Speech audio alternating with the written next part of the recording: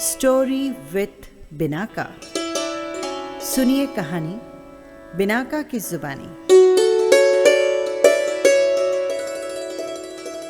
हाजिर है पौराणिक कथा शबरी के बेर।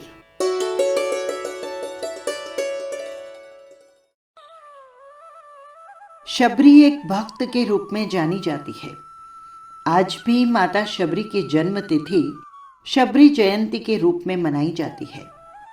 इस दिन शबरी माता के मंदिर में उत्सव होता है। पौराणिक युग में कई ऐसे भक्त थे जिनके लिए स्वयं भगवान धरती पर उतरते थे और उन्हें अपना आशीष देकर स्वयं को गौरवान्वित मानते थे। ऐसी ही एक भक्त थी शबरी। रामायण की कथा में ये देवी शबरी के बेर से प्रसिद्ध है। आइए सुनते हैं इनकी कहानी। शबरी एक आदिवासी भील की पुत्री थी। देखने में बहुत साधारण मगर दिल से बहुत कोमल थी। शबरी का जन्म फाल्गुन माह की कृष्ण पक्ष की दूज के दिन हुआ। कुछ बड़े होने पर इनके पिता ने इनका विवाह निश्चित किया, लेकिन आदिवासियों में एक प्रथा थी कि किसी भी अच्छे कार्य से पहले जानवरों की बलि दी जाती थी। इसी प्रथा को पूरा करने के ध्येय से शबरी के पिता ने विवाह के एक दिन पूर्व 100 भेड़ बकरियां खरीदी। तब शबरी ने अपने पिता से पूछा, पिताजी, ये इतनी सारी भेड़ बकरियां आप क्यों लाए हैं? तब पिता ने कहा, शबरी, ये एक प्रथा है जिसके अनुसार कल प्रातः तुम्हारी विवाह की विधि शुरू होने से पहले इन सभी भेड़ बकरियों की बलि दी जाएगी। ये कहकर पिता तो वहां से चल दिए, लेकिन इस प्रथा के बारे में सुनकर शबरी को बहुत दुख हुआ। वो पूरी रात उन भेड़ बकरियों के पास बैठी रही और उनसे बातें करती रही। उसके मन में एक ही विचार था कि कैसे वो इन निर्दोष जानवरों को बचा पाए। तब एकाएक शबरी के मन में एक ख्याल आया और वो भोर होने से पूर्व अपने घर से भागकर जंगल चली गई, जिससे वो निर्दोष जानवरों को बचा सके। शबरी भली भांति जानती थी कि अगर एक बार वो घर से इस तरह से भाग गई तो कभी उसे वापस घर में आने का मौका नहीं मिलेगा। ये जानते हुए भी शबरी ने खुद से पहले उन निर्दोषों की सोची। घर से निकलकर शबरी एक घने जंगल में जा पहुंची।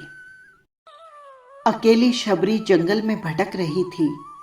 तब उसने शिक्षा प्राप्ति के उद्देश्य से कई गुरुवरों के आश्रम में दस्तक दी, लेकिन शबरी तुच्छ जाति की थी, इसलिए उसे सभी ने दुत्कार कर वहां से निकाल दिया। शबरी भटकती हुई मतंग ऋषि के आश्रम में पहुंची और उसने अपनी शिक्षा प्राप्ति की इच्छा व्यक्त की। मतंग ऋषि ने शबरी को सहर्ष अपने गुरुकुल में स्थान दे दिया। अन्य सभी ऋषियों ने मतंग ऋषि का तिरस्कार किया, लेकिन मतंग ऋषि ने शबरी को अपने आश्रम में स्थान दिया। शबरी ने गुरुकुल के सभी आचरणों को बड़ी आसानी से अपना लिया और दिन रात अपने गुरु की सेवा में लग गई। शबरी जतन से शिक्षा ग्रहण करने के साथ साथ आश्रम की सफाई, गौशाला की देखभाल, दूध दोहने के कार्य और उसके साथ साथ गुरुकुल के वासियों के लिए भोजन बनाने के कार्य में लग गई। कई वर्ष बीत गए। मतंग ऋषि शबरी की गुरु भक्ति से बहुत प्रसन्न थे। वक्त के साथ मतंग ऋषि का शरीर दुर्बल हो चुका था, इसीलिए उन्होंने एक दिन शबरी को अपने पास बुलाया और कहा, पुत्री, मेरा शरीर अब दुर्बल हो चुका है, इसीलिए मैं अपनी ये देह यहीं छोड़ना चाहता हूं। लेकिन उससे पहले मैं तुम्हें आशीर्वाद देना चाहता हूं।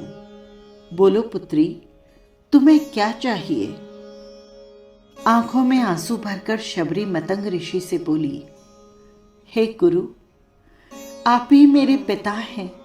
मैं आपके कारण ही जीवित हूं। आप मुझे भी अपने साथ ले जाएं। तब मतंग ऋषि ने कहा, नहीं पुत्री, तुम्हें मेरे बाद मेरे इस आश्रम का ख्याल रखना है। तुम जैसी गुरु परायण शिष्या को उसके कर्मों का उचित फल मिलेगा। एक दिन भगवान राम तुमसे यहां मिलने आएंगे और उस दिन तुम्हारा उद्धार होगा और तुम्हें मोक्ष की प्राप्ति होगी। इतना कहकर मतंग ऋषि ने अपनी देह त्याग कर समाधि ले ली। उसी दिन से शबरी हर रोज प्रातः उठकर बाग में जाती, ढेर सारे फल इकट्ठा करती, सुंदर सुंदर फूलों से अपना आश्रम सजाती, क्योंकि उसे भगवान राम के आने का कोई निश्चित दिन पता नहीं था। उसे तो केवल अपने गुरु की बात पर यकीन था, इसीलिए वो रोज राम के इंतजार में समय बिता रही थी। वो प्रत्येक दिन यही कार्य करती। एक दिन की बात है, शबरी आश्रम के पास तालाब में जल लेने गई। वहीं पास एक ऋषि तपस्या में लीन थे। जब उन्होंने शबरी को जल लेते देखा तो उसे अछूत कहकर उस पर एक पत्थर फेंक मारा और उस पत्थर की चोट से बहते रक्त की एक बूंद से तालाब का सारा पानी रक्त के समान लाल हो गया। ये देखकर संत ने शबरी को बुरा भला कहा और पापी कहकर चिल्लाने लगे। शबरी रोती हुई अपने आश्रम में चली गई। उसके जाने के बाद ऋषि फिर से तप करने लगे। उन्होंने बहुत यत्न किए, लेकिन तालाब में भरा वो रक्त जल नहीं बन पाया। संत ने उस तालाब में गंगा, यमुना, सभी पवित्र नदियों का जल डाला, लेकिन रक्त जल में नहीं बदला।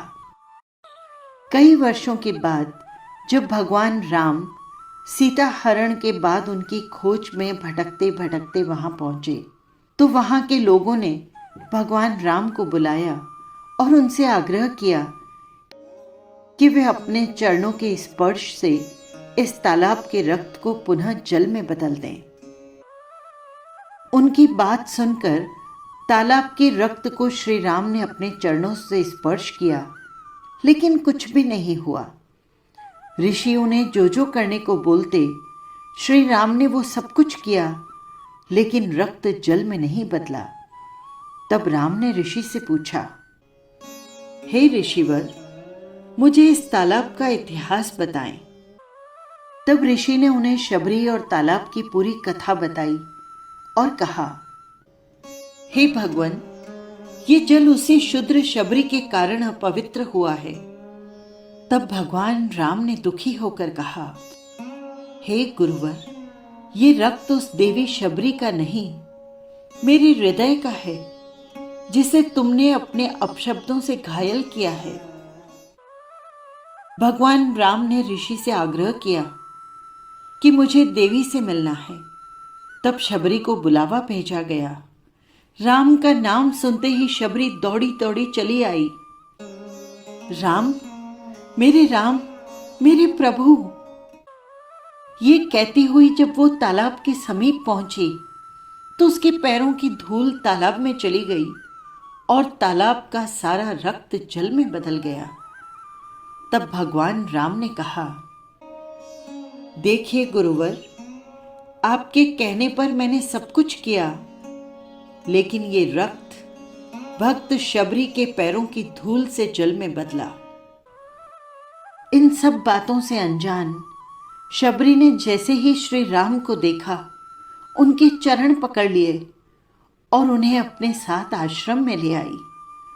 उस दिन भी शबरी ने रोज की तरह सुबह से अपना आश्रम फूलों से सजाया था और बाग से चक कर सबसे मीठे बेर अपने प्रभु श्री राम के लिए चुने थे। शबरी ने पूरे उत्साह और पूरी श्रद्धा और भक्ति के साथ अपने प्रभु राम का कुटिया में स्वागत किया और बड़े प्रेम से उन्हें अपने झूठे बेर परोसे। भगवान श्री राम ने बहुत प्रेम से उस बेर को खाने के लिए उठाया। तब उनके साथ खड़े लक्ष्मण ने उन्हें रोका। भ्राता, ये बेर झूठे हैं।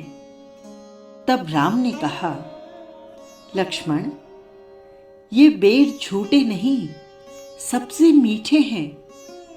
क्योंकि इनमें प्रेम है। और श्री राम बड़े प्रेम भाव से उन बेर को खाने लगे। मतंग ऋषि का कथन सत्य हुआ और देवी शबरी को मोक्ष की प्राप्ति हुई। और इसी तरह भगवान राम शबरी के राम कहलाए। बस यही थी कथा। आपको कैसी लगी कमेंट बॉक्स में ज़रूर लिखिएगा। और हाँ, यदि आपने चैनल को सब्सक्राइब नहीं किया है तो कर लीजिएगा, जिससे हर कहानी सीधे पहुंच सके आप तक। फिर मिलेंगे किसी और कथा या कहानी के साथ। नमस्कार।